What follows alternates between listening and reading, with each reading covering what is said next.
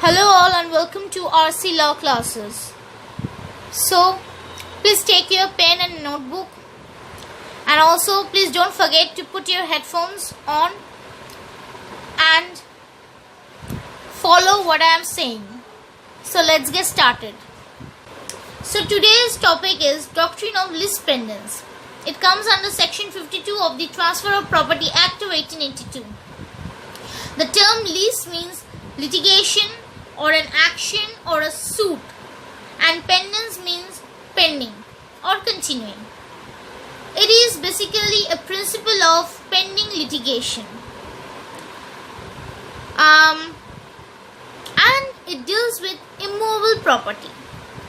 So now, in case if there is a suit which related to immovable property and is pending before the court of law, during the pendency of that suit, the transfer of that particular property is not possible.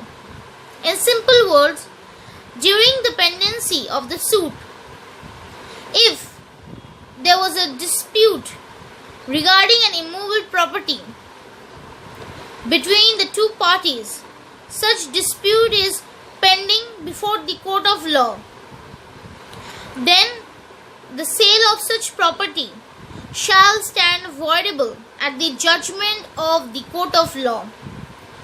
I am giving you an example. For an example, Mr. C, he has two sons, X and Y, and there is a dispute between them regarding a property, and now it is pending before the court of law. After some time, X sell his property to A during the pendency of such suit. In that case, if the judgment is in favor of X, in that case only, Mr. A can claim the possession of property from X. However, if the judgment is not in favor of X, then in that case the sale is void, and now Mr. A can claim his money from X. In short, if the property is in dispute between the two parties and it is an immovable property where the right of the property, of the immovable property, is in question, then such dispute is pending before the court of law. Then the sale of such property by the parties shall stand voidable at the judgment of the court of law. So now come to its essentials. So, the essentials of this doctrine. The first point is pendency of a suit or proceeding. The first thing which is required for taking the advantage of this doctrine of lis pendens is that there must be pendency of a suit or proceeding. Okay, the second point is competent court. In order that section 52 of the Transfer of Property Act may applicable, the suit must be pending in a court of competent jurisdiction. So this is the second essential element which is required for taking the advantage of this doctrine. The third point, not collusive. The next condition is that the suit or proceeding must not be collusive.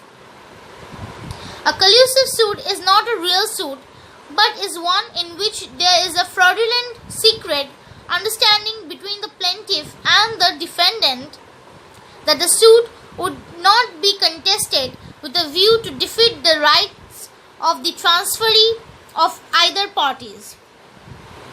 A suit may be collusive at any of its stage. It may be collusive when instituted, or a suit honestly filed may become collusive at the stage of decree. Therefore, to apply the rule of lis pendens, the proceeding must be bona fide. Okay.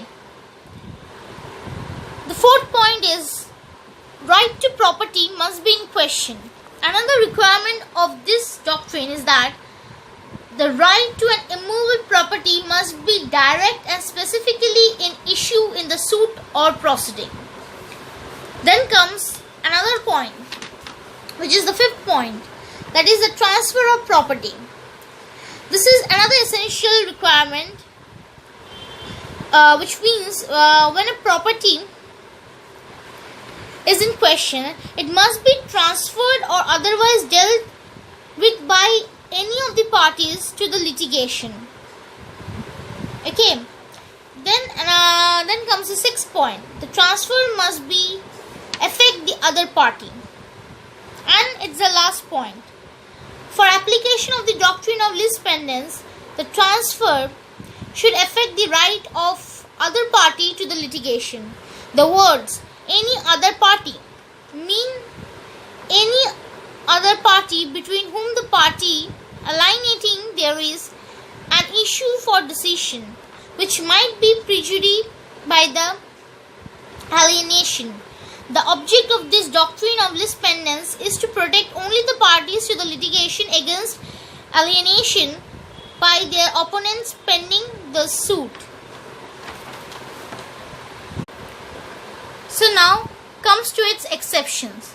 So there are certain cases in which this doctrine is not applicable, like the first point, where the transfer takes place with the consent of the competent court. In that case, we cannot use the advantage of this doctrine of lis pendens. The second point is also the same thing, where the transfer relates to money disputes. In that case also, this doctrine is not applicable. And the third point is that where the transfer is for revenue sales, in that case also, we cannot apply this doctrine. So this is all for today. Thank you all for watching this video. And if you like this video, so please like, share and subscribe my channel, and don't forget to click the bell icon for more video updates. Thank you.